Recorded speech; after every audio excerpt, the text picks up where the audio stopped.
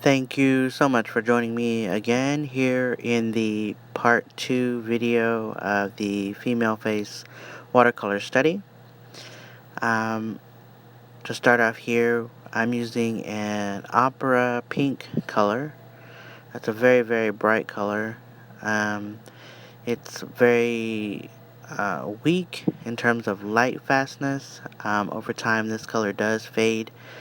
Um, but initially it is very, very bright, and I do like to use it for illustration work and things that you can scan or take pictures of, things you don't mind having a digital copy of, um, while the original work may not be as important.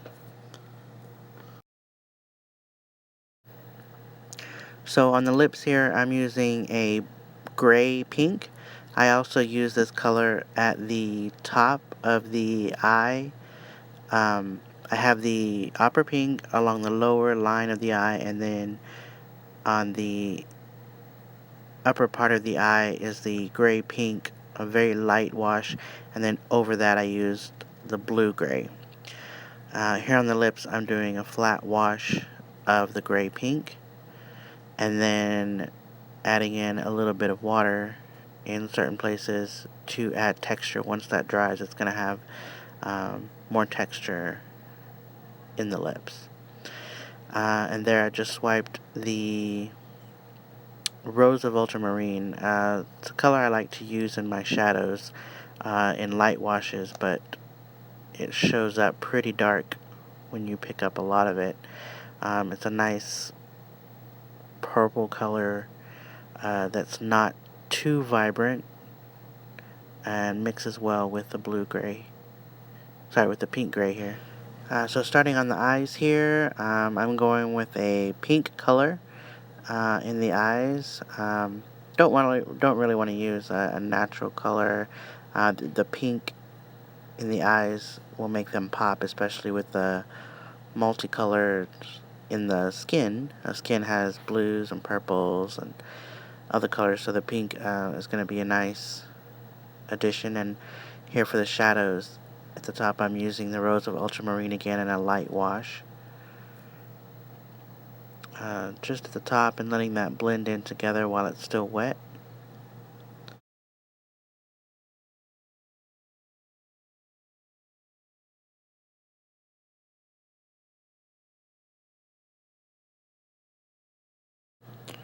And now I want to give the eyes a little bit of dimension here, so I'm going to add some of the blue gray. The blue gray I'm using is a little bit opaque, so it's going to cover a little of the color, but it's going to mix with the purple of the Rose of Ultramarine and the gray pink that I used to make a deeper, um, varied kind of pink-purple color. Just so the eyes have a little bit more of different tones into them and aren't so flat.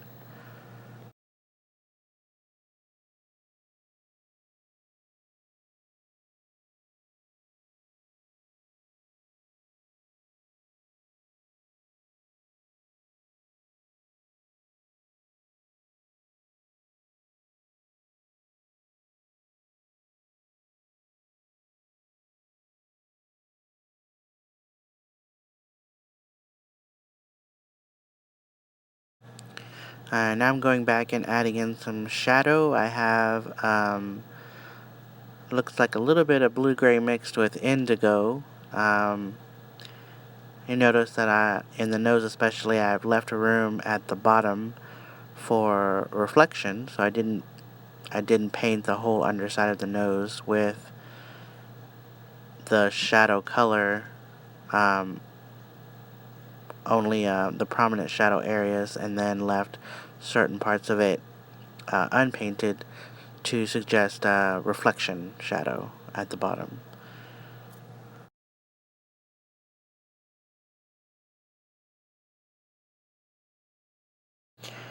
So now I'm going back into the eyeball area, and on the lower eye I'm placing the blue-gray. Um, to enhance the three-dimensionalness of the eyeball, and using Payne's Gray to block out the eyebrows. And then once I have a good stain on those, I'm going to go back and lift some of the color out just to let them fade in a little bit, and not have them be so heavily blocked in.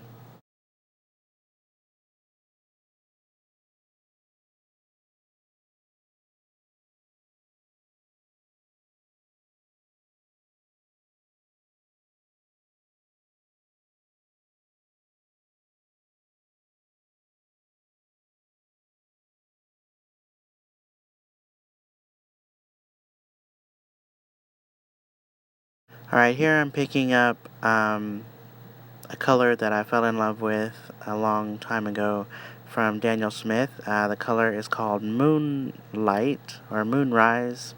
I'll have to check on that. But it's basically a mixture of about 3 colors in one tube. It makes really beautiful dimensional shadows. It's a very great color to use for shadows.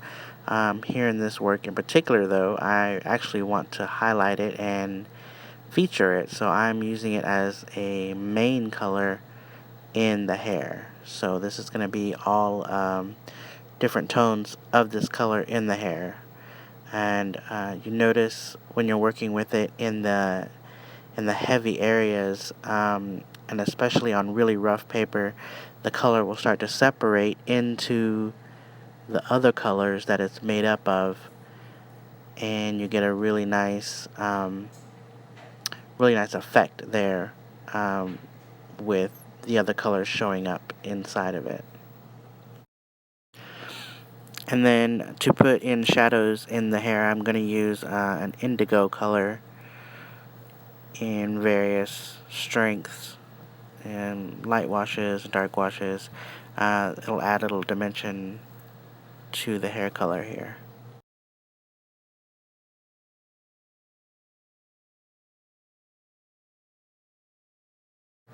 And when you're working, you want to make sure that everything blends together. So you notice here that I'm putting a little bit of indigo in other areas of the painting so that it kind of brings a little more cohesiveness to use the color in different areas of the painting and not just one, unless it's a bright color and you really want something to be featured or highlighted. But just to make everything cohesive, you'll notice that I use this color in different places. I use it in the shadows. I'm going to use it in the shadow of the hair, so it's going to be kind of like my main shadow color.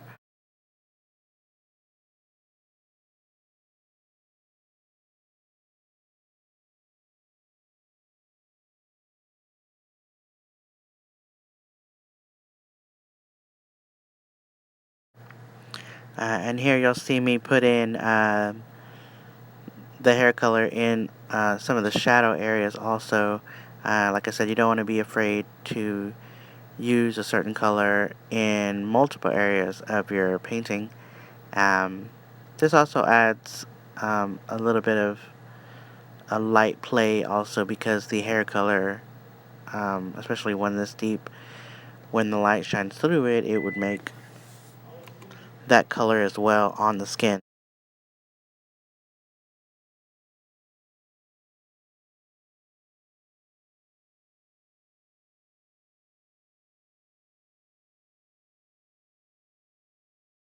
Here I'm going to use indigo to deepen the shadows, and make them push back a little further here in the hairline and in the eye area.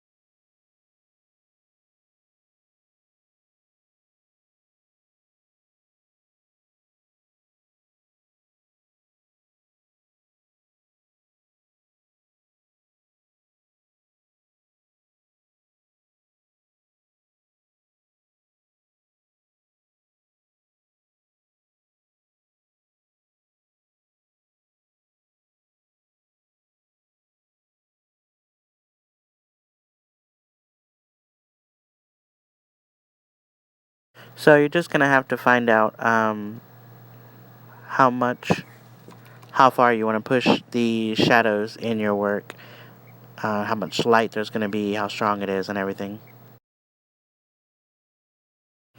And that's it for the painting portion. And now I'm going to show you how I go back in and I add in brush strokes with the pen brush here. This is a Pentel pocket pen brush. And this particular ink um, is not waterproof. So that is why I'm using it last once my painting is dried. And I will go back in and add in the varying line weights that I could not achieve with the thin micron pens. And the brush pen is a lot better for adding in different kinds of line weights and adding thicker lines and the really nice thin to thick brush lines that you would get from a natural brush. This pen can imitate those pretty well.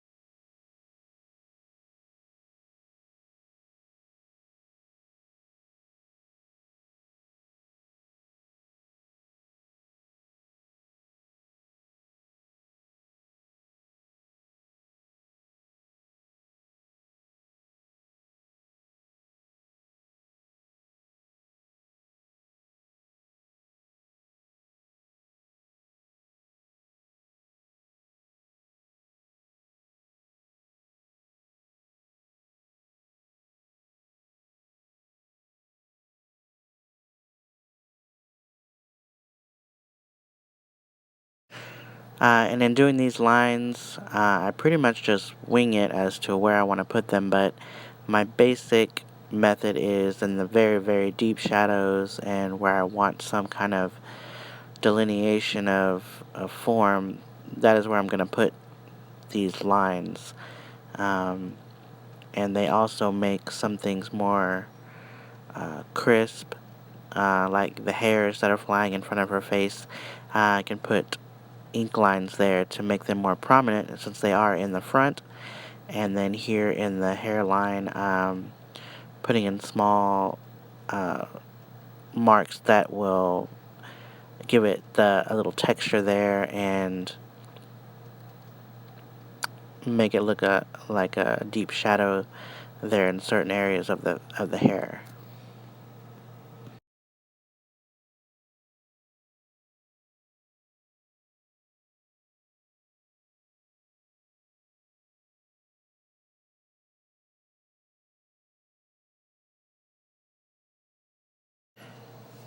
And I noticed there on the paper that there are a couple of smudges from the ink, so you do want to make sure if you're doing a final work that you be mindful of where you place your hand and put a barrier up so that you don't have these smudges.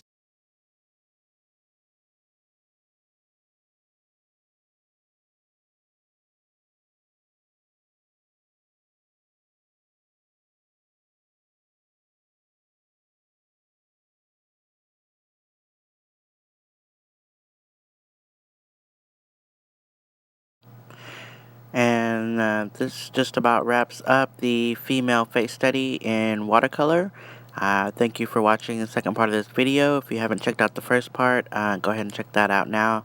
And thanks for watching. Also, feel free to see more from me at johnnyperezart.com. Thanks again. Bye.